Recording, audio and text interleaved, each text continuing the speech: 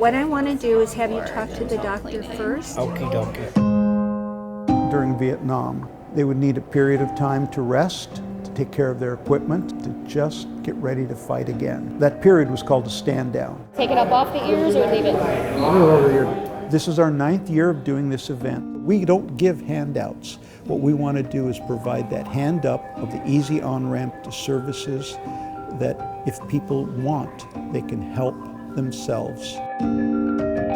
It's very important. Get your teeth worked on, where you learn if you're diabetic, or you sign up for a different little care, your Social Security, you sign up for your VA disability benefits.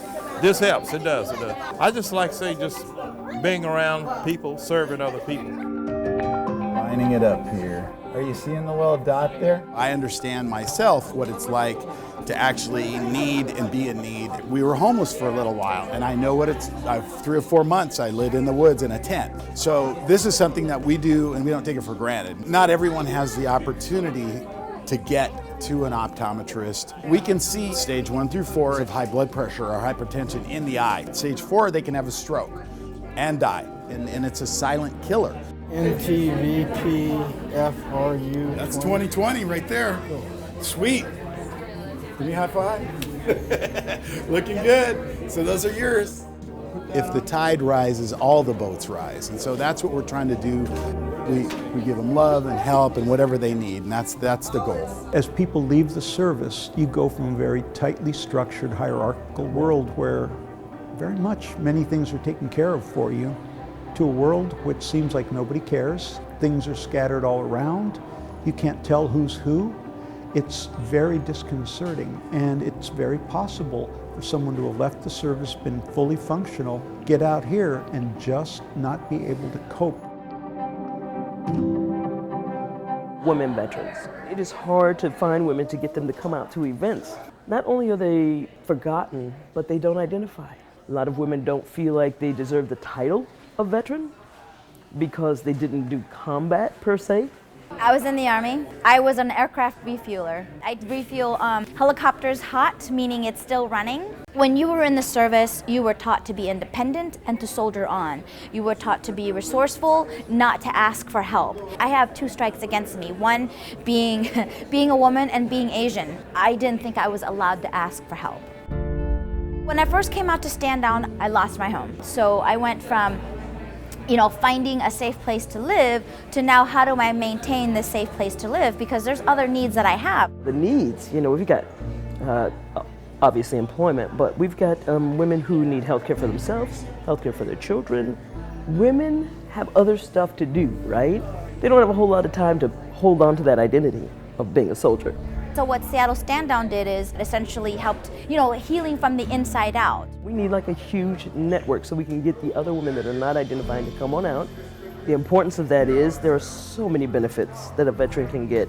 They served our country, they earned them, they need to come get them. Sometimes we don't get a lot of women coming, but if we can save that one, we're here for that one. Asking for help is difficult. It requires that you say, I need something. Should we trim her nails while she's here? Yeah. I'm homeless in a car waiting for Seattle Housing to finish cleaning a place before I can move in. I lost her other blanket, needed another blanket, and they had one. What if the only source of unconditional love you have is that companion? Many times we've talked to vets and they say they'll feed their pet before they feed themselves. And so by providing services, including food and just care, the animals are cared for so they can care for themselves. See you later. See you later. I get to know that I've had this little moment to help people. I have this ability to touch their lives in a way that is kind of unique. We treat them first class because that's what they deserve, and they need to be treated first class by everyone. Being here, it's a place for me to pay it forward, to encourage fellow veterans to say, hey, you know what, you don't have to do any of this by yourself. You don't have to do any of this alone. For all of us who are here, our purpose is to serve. Our direction, the veteran. Our community is who we are together. It means they're giving back to the veterans what has served our country. Yeah, I just feel gracious and very humble and thankful. It's a good thing that they do for veterans. I'm saying thank you for coming out to do this for us. And they're like, no, thank you for your service. And I'm like, no, thank you for coming out, you know. It's important. It really is. We're trained. Your buddy can help you. Your buddy will help you. Together you can do the mission. So asking another veteran for help feels different.